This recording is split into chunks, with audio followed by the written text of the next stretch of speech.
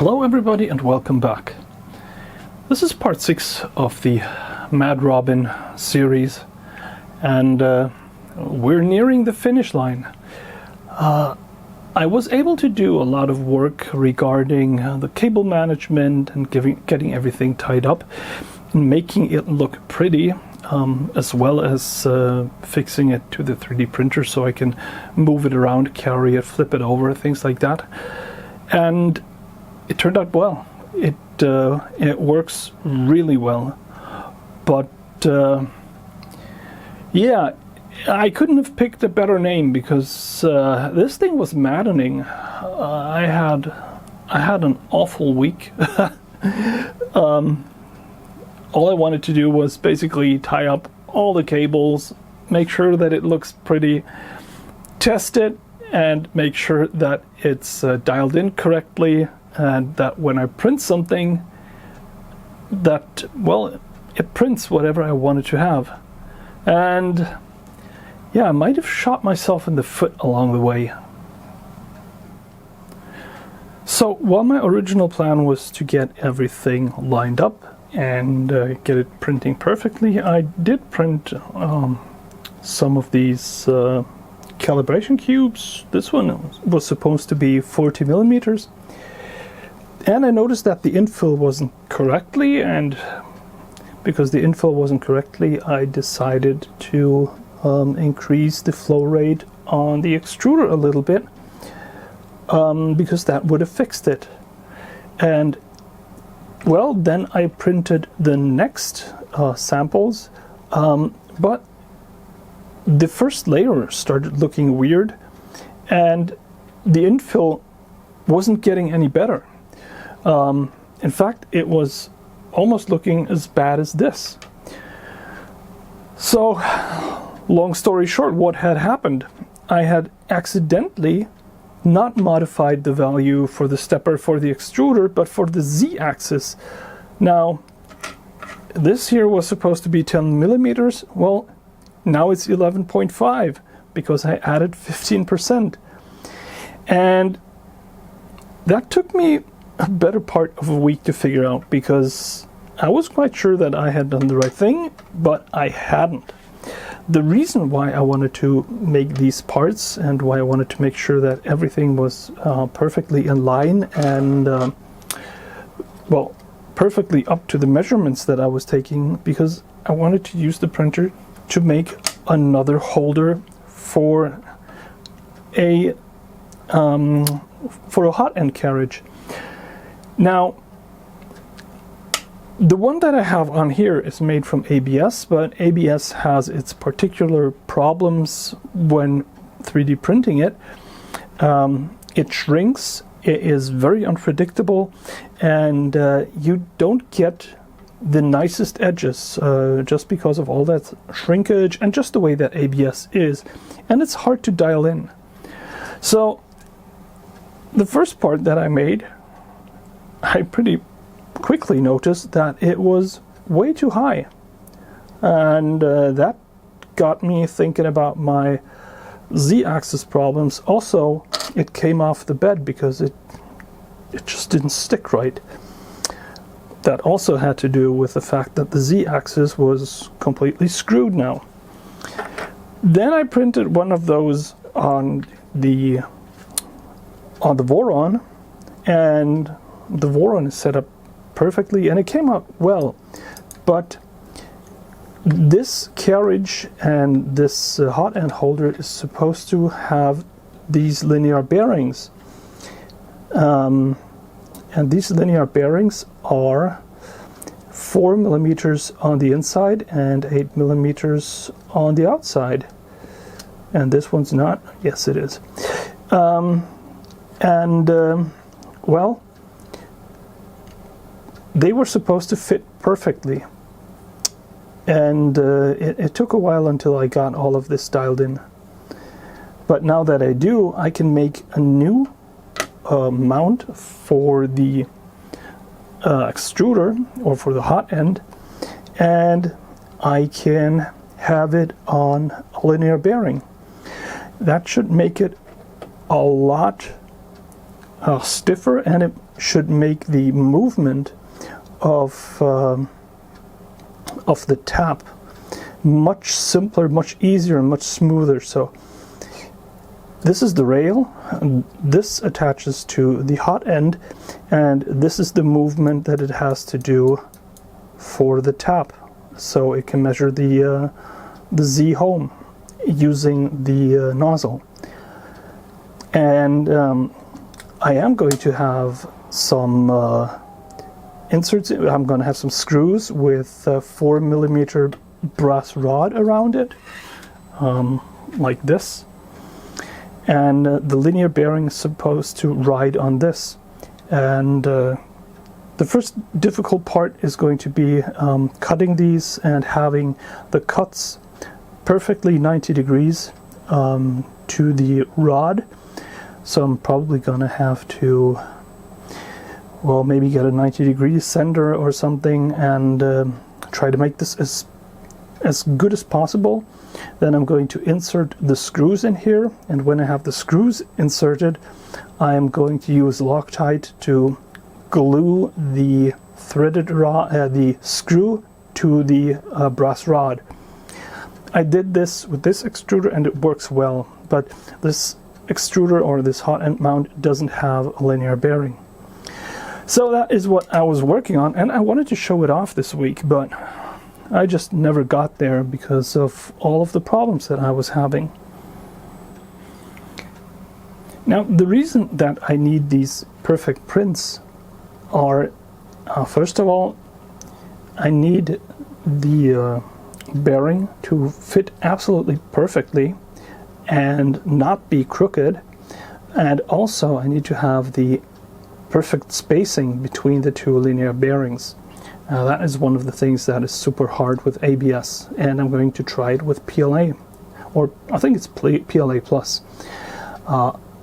Also, the cutouts for the magnets that will be holding the mount to the rail while it's not being depressed, these also have to be absolutely perfect, because I have to mount this on the rail, and this has to be in position perfectly when I glue the magnets in place, because otherwise they will just not have the perfect stiction that a magnet has to metal or to iron when it's in contact. And I want that because I want the magnet to basically be the perfect depressible switch. I want this to move onto the hot end, onto the print bed, and depress the switch perfectly, and then move back in place and be connected to the rail as well as possible, so I don't have any vibration during print. All of these things already work very well with the one here. This thing is perfectly in place, and it is mounted exactly the way that I would want to have it. The only problem that I have is because I'm only using the brass rod riding on the ABS, is that this thing can move from side to side a little bit, and I want to take care of that. And if that works, maybe it's better than this one, and it will still be very light. So this will probably be one of the lightest hot ends for 3D printers. And if it is super light, then it can move super fast and it can change direction very reliably and not have any vibration or chatter or backlash. And with this, it already works very well, but maybe we can do better, and using the linear bearings seems to be a good way of achieving that. The second thing that I was able to finish this week was the mount for the main board for the 3D printer. I chose to really have it sticking out the back so I can always have access to it, and it has pretty good ventilation that way.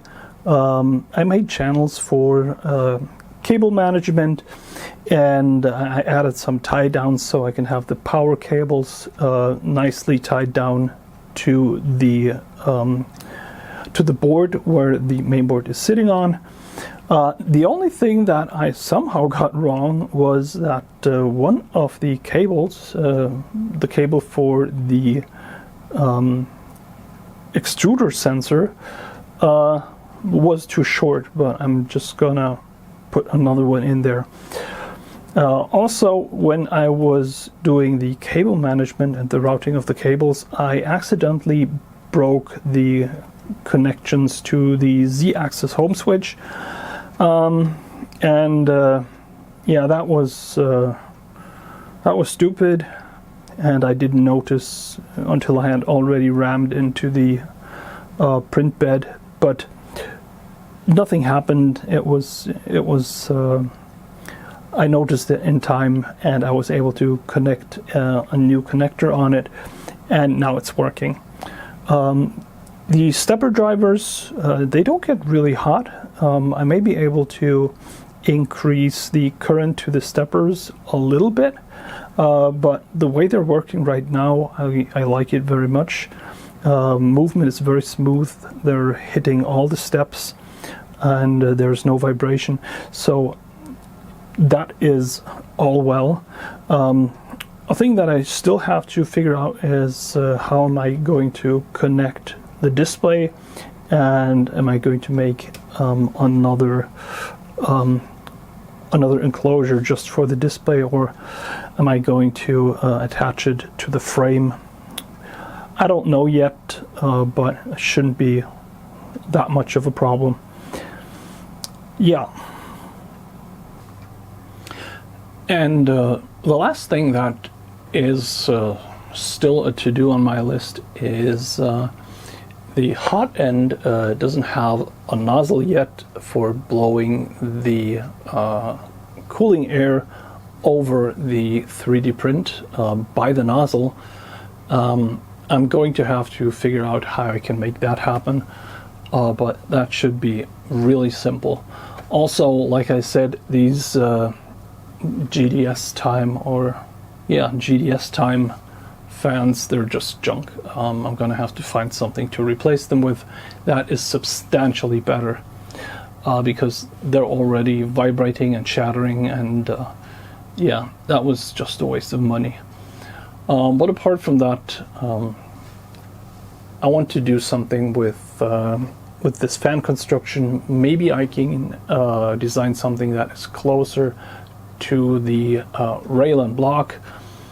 Maybe I'll leave it like this, and I want to modify the software so this fan becomes controllable, but never switches off entirely. That's still a to-do. Yeah, well, basically that is it for now. Most of the work is done. The printer is working extremely well. I did some small adjustments with the belt in the back of here, but that was such a simple work. I mean, the only thing that I had to do was basically readjust the pulley on the stepper, and that was it. Apart from that, like I said, it's printing absolutely super. Well, so that already concludes this part. Like I said, there's not much to show for this week. I hope next week I can have the improved carriage for the hot end, with linear bearings and a better connection to the block. I hope that I can make the parts that I need with enough quality that I can really use it, but some experimentation will be needed for that. But I hope to have this done by next week, and then we can compare the two different types of carriage, rod and ABS, or brass rod and linear bearing. I'm pretty sure I know what's going to work better, but I'm prepared to be surprised. So thank you very much for watching, and have a good week.